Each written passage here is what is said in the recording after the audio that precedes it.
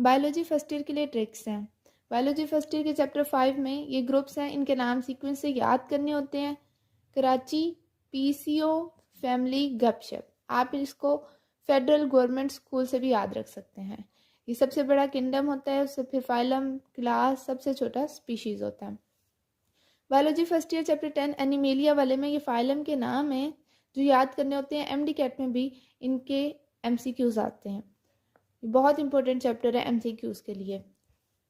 तो यहाँ से हमने याद रखना है पोको चाय पीने आ, यानी कि जोर से बुला रहे हैं आजा आ। महक आ रही है, महक यानी खुशबू। तो इस तरह से आपने याद रखना है इसको।